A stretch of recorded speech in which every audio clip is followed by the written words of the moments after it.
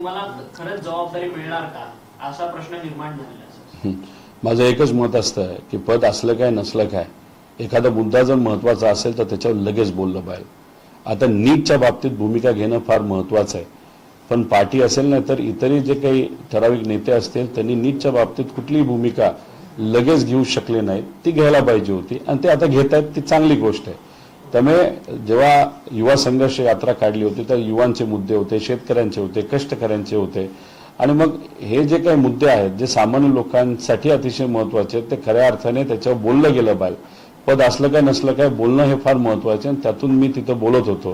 पण त्याचा अर्थ असा नाही की पार्टीने तिथं सहकार्य केलं नाही, पण त्याच्यामध्ये आपण जर बघितलं तर मला असं वाटतं की येत्या काळामध्ये अजून ताकदीने आपल्याला विविध विषयामध्ये काम करावं लागेल आणि पार्टीची साथ तर आहेच, ती अजून जर साथ जास्त चांगली मिळाली तर अजून प्रकर्षणाने आपल्याला सामान्य लोकांचे मुद्दे हे हाती घेता येतील आणि मग ते येत्या काळामध्ये मार्गी लावता सुद्धा येतील असं वाटतं। युवकांना संधी मिळावी अशी तुमची भूमिका आहे, परंतु अनेक नियुक्त्या तुमच्या माध्यमातून युवकांना केल्या जातात, परंतु जयंत पाटलांकडून त्या नियुक्त्यावर निर्णय घेतले जात नाही आणि परस्पर दुसरे निर्णय घेतले जातात। याच्यामुळे असं वाटतं की पक्षाची जी दोर आहे ती तुमच्या हातात नाही, पक्षाची दोर वगैरे आपल्या हातात कुणाला घ्यायची नाही, मलाही घ्यायची नाही, ती साहेबांच्या हातात होते। साहेब योग्य असे निर्णय तिथे घेतात। जयंत पाटील साहेब सुद्धा स्वतः पार्टी संघटनेमध्ये त्याच्यामध्ये ते लक्ष देत असतात। पण जेव्हा आता जनरेशन टू जनरेशनमध्ये थोडासा फरक तिथं पडत असतो, आम्ही थोडं स्पष्ट बोलणारी लोक आहोत, पार्टीला थोडा तरी नुकसान कुठं होत असेल तर ते आमच्यासारख्याला अजिबात पटत नाही आणि कुठल्याही नेत्याला ते पटत नाही, पण आम्ही ते बोलून दाखवतो। त्यामुळे आमचं असं मत आहे की पवार साहेबांच्या मार्गदर्शनाखाली येणाऱ्या विधानसभेमध्ये कमीत कमी 85 आमदार हे आपल्याला निवडून आणायचे आहेत आणि एखाद्या आमदारकीमध्ये नाही तर विधानसभेमध्ये काही ठराविक पूर्वीची मैत्री असेल, पूर्वीच्या काही गोष्टी असतील नाही तर चुकीच्या पद्धतीने जर एखादा सर्वे केला गेला असेल, त्यामुळे एखादा आमदार आणि निष्ठावंत व्यक्ती जर तिथं पडणार असेल नाही तर अडचणीत येणार असेल, नाहीतर एखादा निष्ठावंत व्यक्तीला सोडून जर दुसऱ्याला कोणाला संधी दिली जात असेल, त्या गोष्टी होऊ नये या भूमिकेमध्ये आम्ही सर्वजण आहोत। त्यामुळे त्याच्यामध्ये पेरेंट बॉडी जी आहे, जी आदरणीय जयंत पाटील साहेबांच्या मार्गदर्शनाखाली चालली, तिथं चांगलं काम करतच आहेत। पण आमचं असं मत आहे की युवा, विद्यार्थी आणि इतर जे महत्त्वपूर्ण सेल आहेत ज्याच्यामध्ये युवती असेल, अजून काही आहेत, त्यात अजून जास्त ताकदीने काम करायला पाहिजे, ज्याच्यामध्ये आम्ही कमी पडतो। त्यामुळे येत्या काळामध्ये या विषयाच्या बाबतीत जर एखादी जबाबदारी मिळाली तर आज जबाबदारी नसताना सुद्धा आम्ही सर्वजण काम करतो, जबाबदारी आल्यानंतर नक्कीच काम करायला एक वेगळी ताकद ही मिळेल असं वाटतं। सर, तुम्ही आता म्हणालात की वर्धापन दिनाच्या कार्यक्रमामध्ये 85 चा नारा दिलेला होता।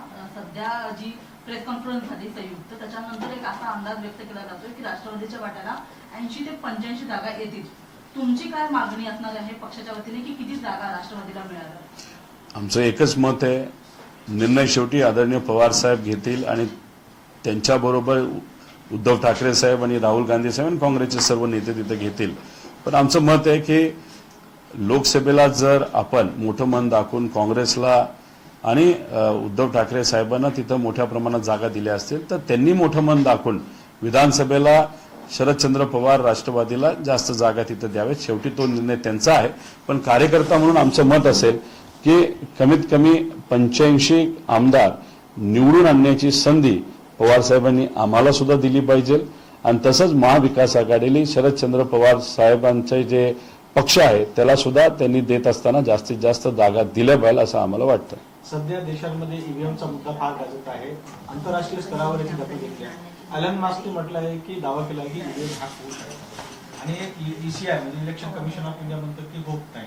नेमकं तुम्हाला काय वाटतं, कारण तुम्ही फार त्या गोष्टी जवळून बघितल्या? सरकारचं आणि इलेक्शन कमिशनचं काम आहे की जी कुठली मतदानाची प्रक्रिया आहे त्याच्यामध्ये कन्फ्युजन नसावं, संभ्रम नसावा।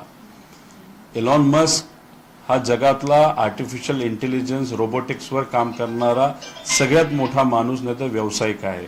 त्यांनी अशा प्रकारे जर स्टेटमेंट केलं असेल तर संभ्रम हा लोकांमध्ये त्या ठिकाणी निर्माण होणार म्हणजे होणार आणि इलेक्शन कमिशन आणि सरकारची जबाबदारी हा संभ्रम काढायचा।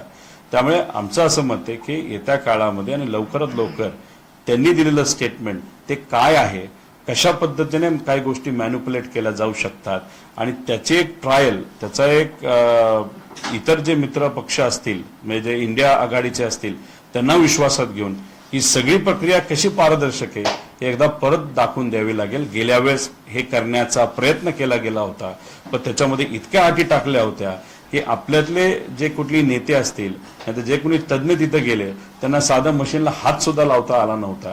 त्यामुळे अशा प्रकारे गोष्टी न ठेवता क्लिअरली एक चांगली पारदर्शक सिस्टम आहे का आणि हे टेस्टिंग पण त्या ठिकाणी झालं पाहिजे. आणि हे जे कन्फ्युजन निर्माण झालेलं आहे एलॉन मस्कच्या नंतर आणि याच्या आधी सुद्धा होतं ते पुढच्या काही दिवसांमध्ये क्लिअर कसं होईल या बाबतीत एनडीएच्या सर्व घटक पक्षांनी सुद्धा, इंडियाच्या घटक पक्षांनी सुद्धा आणि सर्व तज्ञांनी मिळून लोकांच्या मनातलं हे संभ्रम काढायला पाहिजे म्हणजे पाहिजे. आणि शेवटी ईव्हीएम काय तर ईव्हीएम एक